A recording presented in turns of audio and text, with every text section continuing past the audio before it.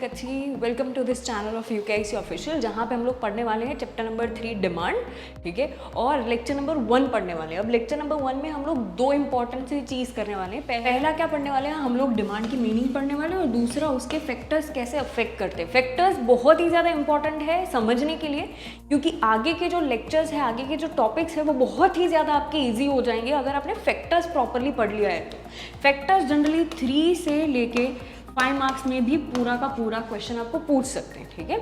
और meaning of demand जो है वो 1 मार्क या 2 मार्क्स में पूछ सकते हैं। अब जब डिमांड के बारे में हम लोग बातचीत कर रहे हैं तो सबसे पहले डिमांड क्या होता है ये मैं पूछना आप लोगों को चाहती हूँ। अगर जनरली मैं जब डिमांड के बारे में बातचीत करती हूँ तो काफ़ी लोग मुझे ऐसा बोलते हैं कि मैम डिमांड मतलब ऐसी चीज़ होती है जो मुझे चाहिए, ठीक है, जो मुझे कहीं मेरी नीड होती है उसे बोला जाता है डिमांड।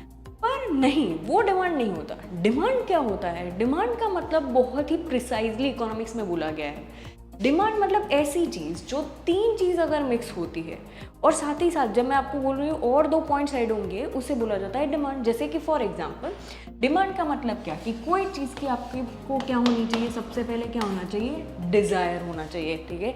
अगर आपको कोई भी चीज़ चाहिए, मुझे मोबाइल फ़ोन चाहिए, तो मुझे मोबाइल फ़ोन के लिए मेरी डिज़ायर होनी चाहिए। दूसरी, मेरे पास परचेजिंग पावर भी होना चाहिए। मुझे मोबाइल तो चाहिए, पर मेरे पास अभी 1,50,000 नहीं है कि मैं आईफोन को अफोर्ड कर पाऊँ, ठीक है। तो मेरे पास दूसरा क्या होना चाहिए, उतनी परचेजिंग पावर होनी चाहिए। पहला क्या होना चाहिए, डिज़ायर, परचेजिंग पावर। और अगर मेरे पास 1,50,000 भी है तो मेरे पास क्या होना चाहिए, विलिंगनेस टू परचेज, कि हाँ पैसे पड़े हैं पर मुझे खरीदना नहीं है, ठीक है। हाँ मेरे पास पैसे पड़े और मुझे खरीदना भी है। अगर ये 3 चीज़ें मैच हो जाती है, उस चीज़ को हम लोग बोलते हैं डिमांड। तो दूसरी 2 चीज़, एट अ गिवन प्राइस और एट अ गिवन टाइम, अगर ये सारी चीज़ें मैच हो जाती है तो वो चीज़ की हम लोग क्या बोलेंगे कि उसकी क्या हो रही है, डिमांड हो रही है। ये उसकी definition, desire, purchasing power, willingness to purchase at a given time, at a given price.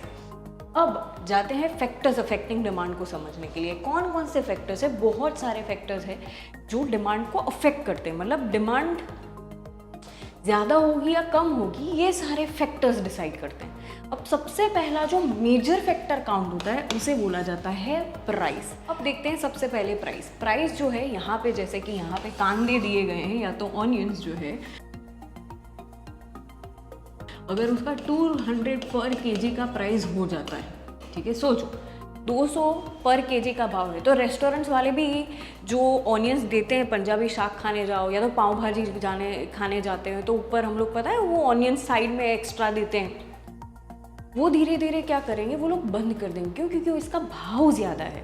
जब भाव ज़्यादा होता है तब हम कोई भी चीज़ की डिमांड कम कर देते हैं। और वही चीज़ अगर इसका भाव नॉर्मल जो चल रहा है उस हिसाब से 50 रुपीज़ पर केजी शायद हो जाए, ठीक है, तो हम लोग क्या करेंगे, डिमांड ज़्यादा करेंगे, ठीक है। तो अब हमारे पास जो भी शाक भाजी है, घर पे अगर कोई बन रहा है तो हम लोग उसमें ऑनियन डालेंगे, सिंपल से, ठीक है।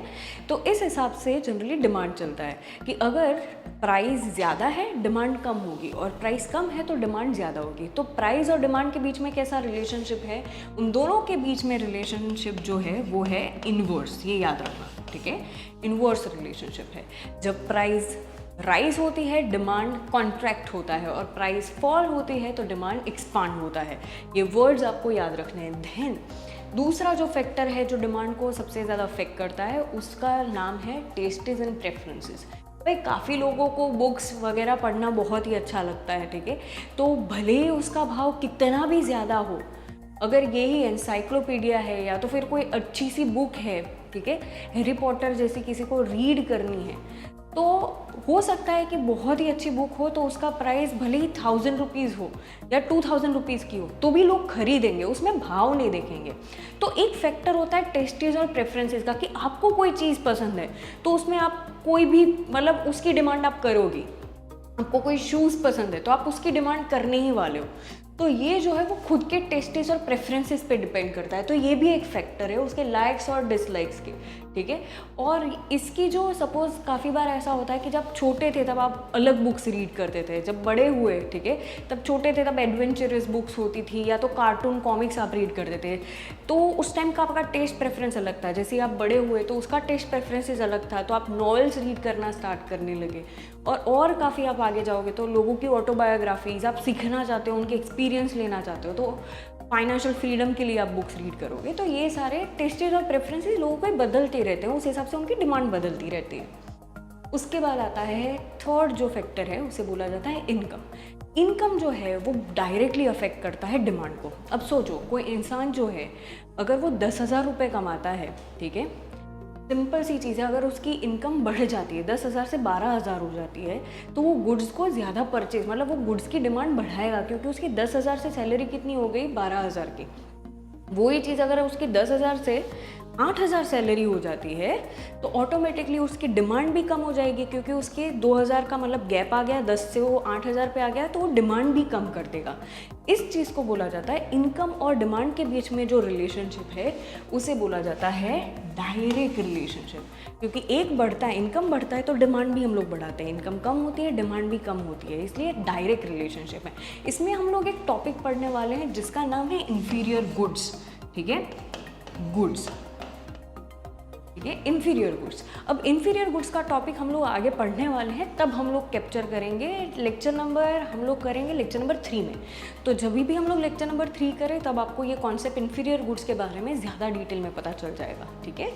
तो यस, UKIC ऑनलाइन पे अगर आप लोगों को ये सारी नोट्स चाहिए, ठीक है, अगर आपको रेफ़र करना है, क्योंकि हर बार आप वीडियो पूरा का पूरा क्यों देखोगे, तो डायरेक्टली चीज़ है, क्योंकि एक बार आप टॉपिक समझ गए हो तो हो सकता है कि आप यहाँ पे जाओ और यहाँ से आप अपनी नोट्स रेफ़र कर सकते हो। ये जो भी है आपको वहाँ पे मैंने जो स्क्रिबल किया है वो सारी चीज़ें वहाँ पे अवेलेबल है, फ्री ऑफ कॉस्ट है, और आप वहाँ पे जाके एनरोल करवा लो ये वाले पैकेज पे, और डायरेक्टली आपको ये सारी नोट्स मिल जाएगी, ठीक है। चलो अब हम लोग आगे जाते हैं। अब दूसरा जो फैक्टर है इसे बोला जाता है प्राइजेज ऑफ रिलेटेड गुड्स। अब प्राइजेज जो है, रिलेटेड गुड्स जो है वो 2 पार्ट में डिवाइड हुआ है, एक होता है सब्सटीट्यूट गुड्स और दूसरा होता है कॉम्प्लीमेंट्री गुड्स। सब्सटीट्यूट गुड्स ऐसे होते हैं, सपोज यहाँ पे 2 टीवी दिए गए हैं, ठीक है, ऐसी चीज़ कि अगर चलो मुझे LG का टीवी नहीं है या सैमसंग का टीवी नहीं होगा तो मैं LG चला लूँगी, ठीक है, LG का टीवी नहीं है तो मैं सोनी का टीवी चला लूँगी। उसमें हम लोगों को कोई इतनी बड़ी दिक्कत आती नहीं है, ठीक है, हम टीवी को हम लोग अदला बदली कर सकते हैं, तो उसमें ऐसा नहीं कि स्पेसिफिक ही कोई चीज़ चाहिए। तो अगर सपोज़ इसका भाव जो है ये वाले का अगर हो जाता है 2 लाख रुपए का, ठीक है, ये 2 लाख रुपए का टीवी हो जाता है और ये इसका भाव है 1.5 लाख, तो ऑटोमेटिकली आप लोग क्या करोगे, सिंपल सी चीज़ है, इसकी डिमांड बढ़ जाएगी, ठीक है, इसका प्राइस बढ़ा है और इसका प्राइस बढ़ा है और इनकी डिमांड बढ़ जाएगी, ठीक है।